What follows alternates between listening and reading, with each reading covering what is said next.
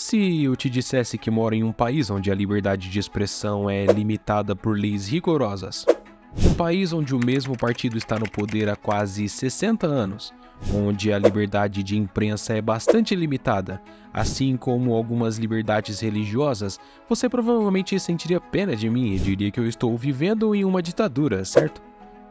Mas nós continuamos a conversa, e eu te falo que o meu país também é um dos melhores colocados no Índice de Desenvolvimento Humano. É um dos países menos corruptos do mundo e está entre as nações com a menor carga tributária e, por isso, é um dos melhores países do mundo para se ter um negócio. Um país onde a violência praticamente não existe e, além de tudo isso, um país onde 1 em cada 5 pessoas é milionária. Você provavelmente ficaria confuso. Afinal de contas, eu comecei descrevendo uma ditadura e terminei descrevendo um paraíso. Pois é, mas por mais confuso que pareça, esse país existe e se chama Cingapura. Localizado entre o sul da Malásia e o norte da Indonésia, Cingapura é na verdade uma ilha, ou melhor, um país composto de várias ilhas, sendo que Cingapura, a sua ilha principal, é também o nome do país. Conhecido como a Pérola da Ásia, além de ser considerado o país com uma das melhores qualidades de vida do mundo todo, Cingapura é praticamente perfeito, considerando o aspecto econômico. Mas nem sempre foi assim. Há 50 anos atrás, Cingapura era uma ilha pobre, com poucos recursos naturais e com poucas chances de mudar o seu status. Mas, após o que pode ser considerado um verdadeiro milagre econômico, Cingapura conseguiu se tornar o segundo país no mundo que mais produz milionários, além de ser o mais rico no sentido de poder de compra da sua população. Mas, como um país tão pequeno que caberia 2 vezes dentro da cidade de São Paulo, consegue ser tão rico, tão desenvolvido e produzir tantos super ricos? Bom, para entendermos isso, precisamos voltar um pouco no tempo. Mas antes de te contar como Cingapura se tornou um verdadeiro paraíso aqui na Terra, eu quero logo te mostrar todas as coisas incríveis do país. Vou começar pela minha favorita, o Marina Bay Sands.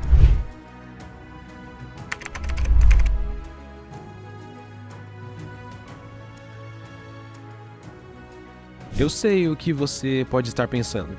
O Marina Bay Sands é só um hotel? Bem, na verdade você está enganado. Inaugurado em abril de 2010, essa obra-prima da engenharia custou mais de 5 bilhões de dólares.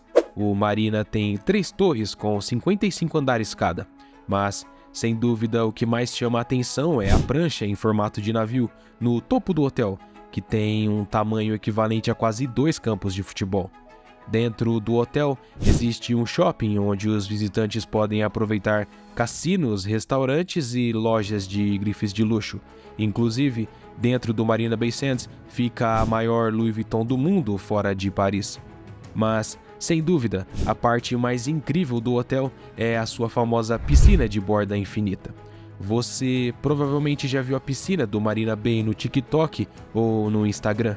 A 190 metros de altura, é provavelmente a piscina mais famosa do mundo e oferece aos visitantes uma vista panorâmica incrível de Cingapura. Conhecer esse terraço com certeza seria o primeiro item do meu roteiro em Cingapura. Outro ponto turístico muito famoso em Cingapura é o Parque Gardens by the Bay. Ao longo do vídeo você vai perceber que Cingapura é mais do que uma cidade bem arborizada. Na verdade, ela está mais para uma cidade dentro de um jardim. É aqui no Gardens by the Bay que ficam as Super Trees. Essas árvores de até 50 metros que lembram muito as árvores do filme Avatar. À noite acontece um show de luzes que muitos visitantes definem como imperdível.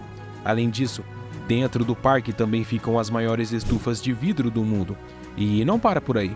Você poderia visitar também a Singapura Flyer. Uma das maiores rodas gigantes do mundo, fica próxima ao Marina Bay e oferece uma das vistas mais incríveis de Cingapura. Em um dia ensolarado, você também poderia visitar as lindas praias de mar calmo que banham a cidade. Dependendo da época do ano, você poderia até mesmo acompanhar o Grande Prêmio de Fórmula 1 de Cingapura.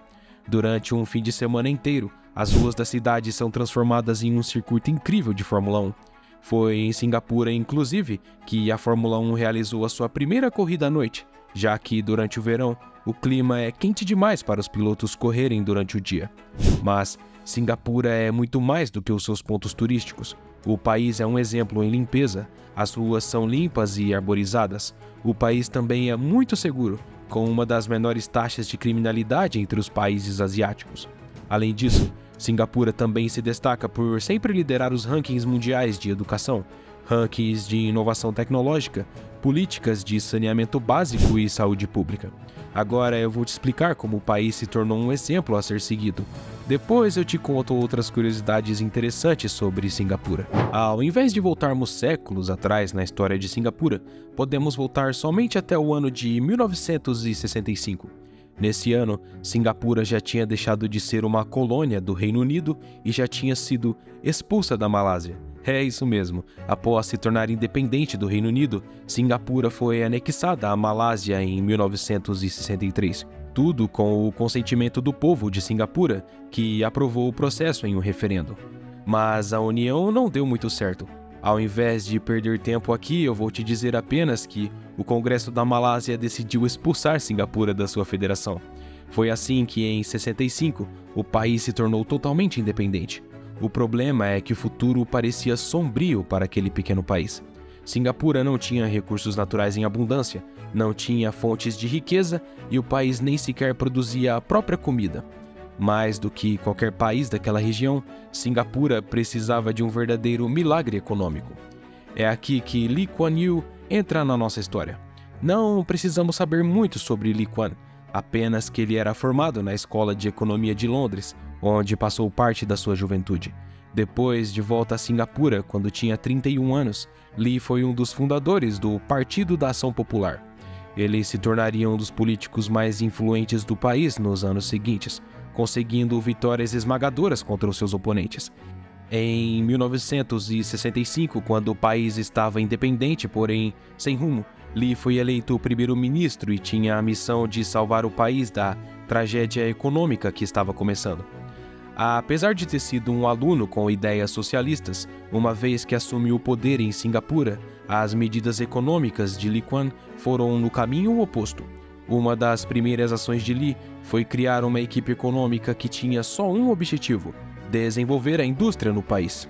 Lee sabia que empresas estrangeiras não tinham motivos para querer investir capital em Singapura.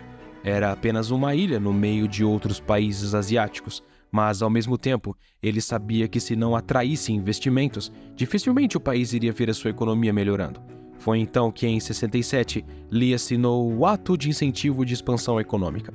O que essa lei fazia era simples: ela tornava Singapura o país perfeito para empresas estrangeiras. O porquê? Bom, agora os impostos para empresas foram diminuídos em 90%. Como se isso já não fosse bom o bastante, empresas estrangeiras ainda tinham outras isenções que levavam os encargos a quase zero. E, para completar, o ato também diminuía bastante a burocracia para as empresas no país. Não demorou para as empresas estrangeiras começarem a abrir fábricas em Singapura. Afinal de contas, o país agora era fácil e barato para se manter uma empresa, e ainda estava dentro do gigante mercado financeiro asiático. Nessa época, a economia de Singapura crescia em um ritmo acelerado. O desemprego chegou a taxas incrivelmente baixas, como 3%. Apesar das medidas econômicas que, inquestionavelmente, estavam salvando a economia de Singapura, Lee Kuan chamou atenção também por suas medidas mais polêmicas. Lee usava de meios autoritários para garantir a estabilidade política no país e também para manter o salário dos trabalhadores de Singapura baixos o bastante para competir com os países vizinhos. Talvez você se pergunte o que a população de Singapura achava disso. Bom, ao que tudo indica, a população do país estava contente com o governo de Lee. Afinal, Lee e o seu partido venciam todas as eleições realizadas no país, com uma margem de mais de 70% dos votos. E, de certa forma, é fácil entender o porquê. O PIB do país já estava crescendo 8% ao ano.